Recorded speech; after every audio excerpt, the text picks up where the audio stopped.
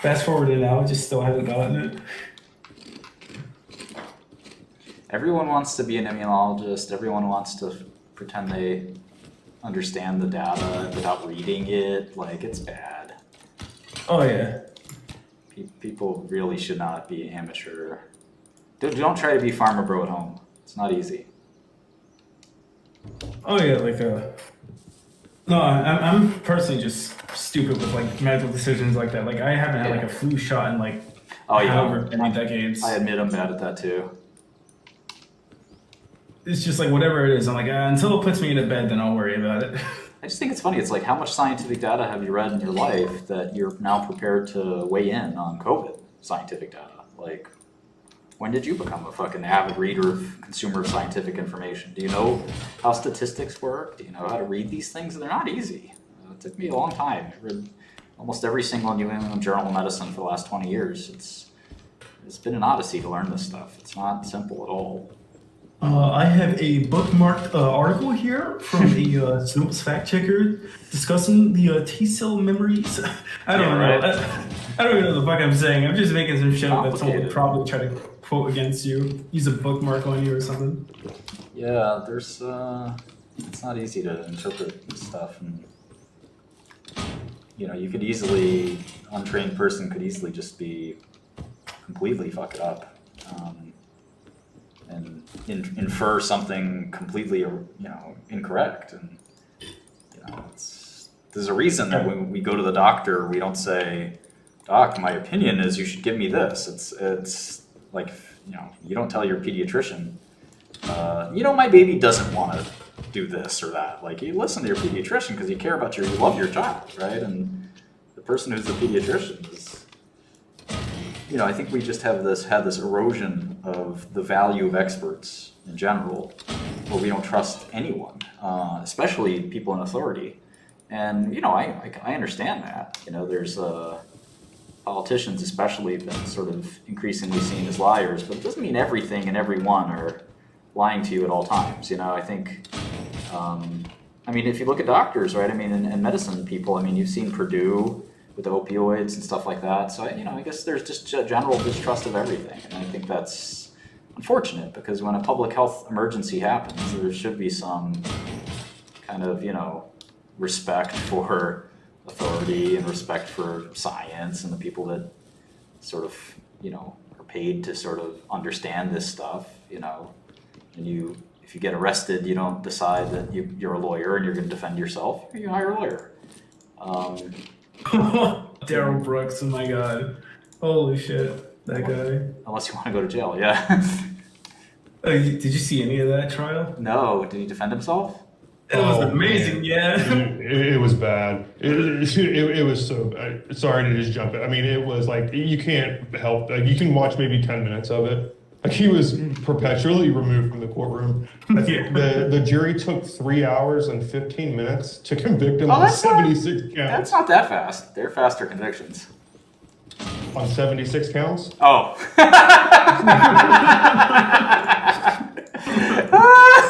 What'd this guy do? It was the Waukesha, it was a Waukesha, I think, parade, the guy that ran through the parade with his car and killed a bunch of people. Dude, that trial was a circus. He was trying to tell the jury about jury nullification. Yeah, you can't do that. Yeah, the judge was like, look, I can notify them this, I can notify them of this, but you cannot do that. He's like, well, why can't I do it? Well, it's like, you're the defendant here. You're kind of making an appeal to the jury to like let you go. And the judge is like, I can notify them that they can do this, but it is not up to you to bring That's this already up. very generous. You're not even supposed to mention it in a federal trial. Oh no, she mentioned it. She was like, I can tell them that they have this power, which they do, but they don't have the right to exercise it. When I heard that at first, I thought that was kind of strange. You have a right to, you have the power to do something. They have the right to.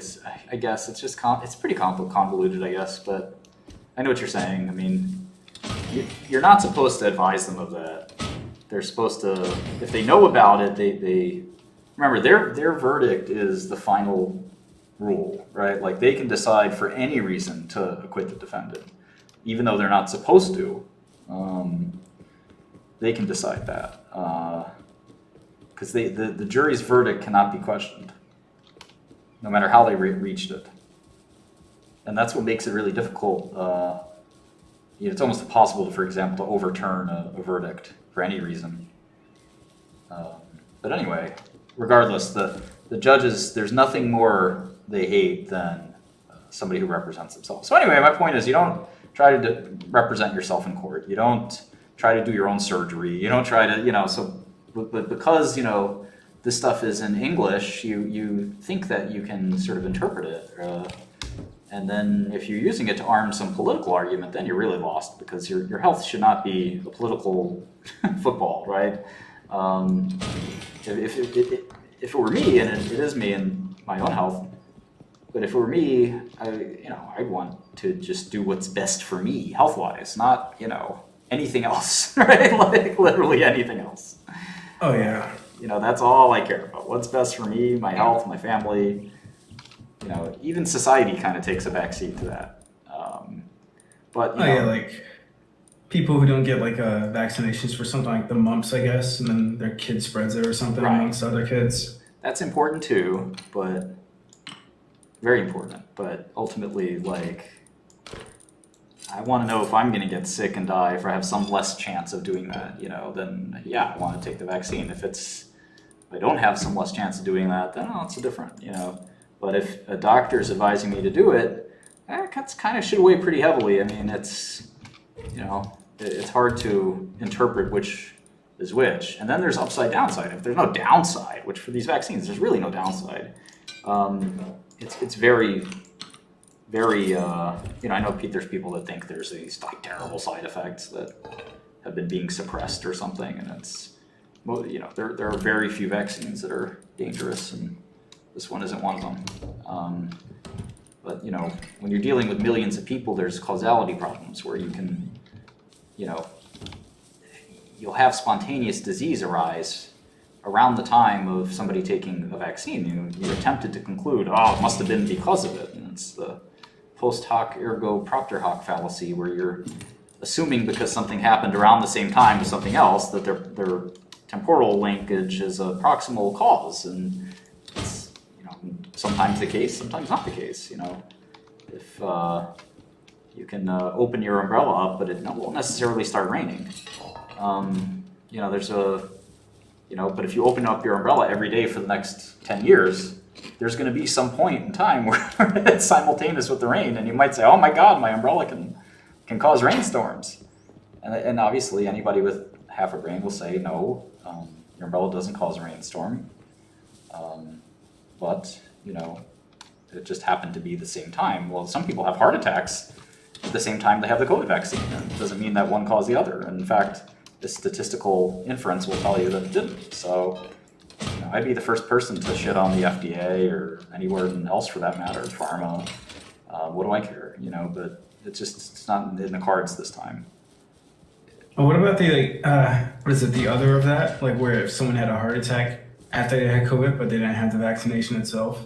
Right, you have to do a double-blind sort of control. That's the whole point of a clinical trial, right? And this vaccine has been studied more than any vaccine in clinical trial history, by far. So like when people are like, oh, they rushed it out too fast, like, hold on, I'm the pharma bro. I know how the FDA works. I've gotten drugs through the FDA before. I've done this 100 times. Like, this is my day job, literally. This was not rushed through. You don't normally study hundreds of thousands of people in a clinical trial. Like, you never do. This was a special situation.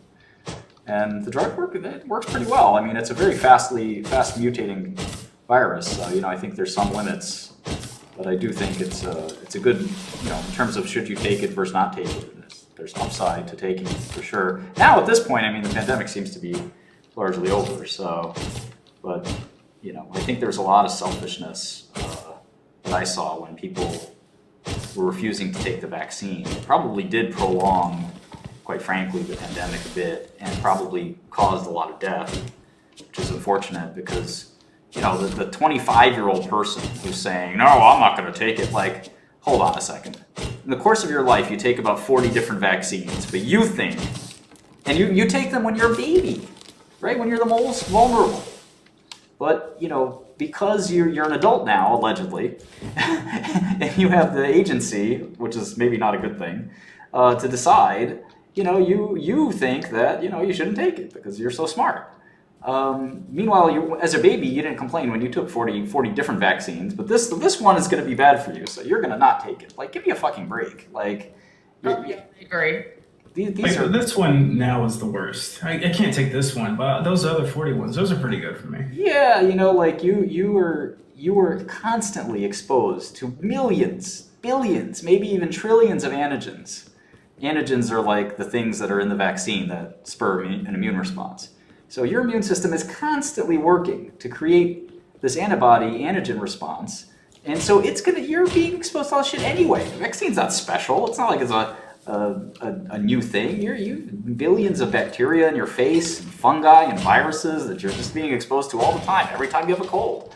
But this time, 1 out of a trillion times, this is the time that's going to make you sick? Come on. It's such nonsense.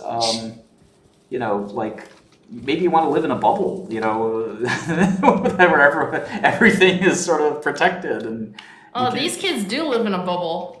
Yeah, a mental one, but the bubble that you can create a really sanitary bubble, and then you know what happens when you do that? You actually get more sick because you didn't get acclimated to environment. So it's just it's like I said. I mean, it's this is one of the weirdest things ever to watch people go fucking crazy over what is it, 10 nanograms of or so of nucleic acids. I mean, these are the same people. Some of them will like sniff coke or like, it's like, are you really that fucking healthy that you? Martin, do you know about the hygiene hypothesis? Yeah, well, that's what I'm referring to. Is that the people that do live these extremely sanitary lives, they end up getting to a point where their immune system has nothing to attack but themselves. So you're often in kind of a good shape when you are exposed to a wide variety of different antigens, so you don't have autoantigens. You don't start, deciding to attack yourself and get Crohn's disease or rheumatoid arthritis or asthma or what have you. So, it is what it is. Like I said, I know a lot about medicine. Most people don't know anything about medicine, and even doctors who are supposed to be very good at this aren't necessarily good communicators. And that's, I think, part of the problem is that the doctors have been less friendly and convincing and more didactic, or maybe dictating, I should say, that you have to do this and you're an idiot if you don't do this. No, it's okay to ask questions. There's nothing wrong with that. And it's okay to get it wrong. There's nothing wrong with that either. If you listen to my spiel and after you listen to it, you say, what, I'm still not convinced, Martin. Okay, it's really not that big a deal.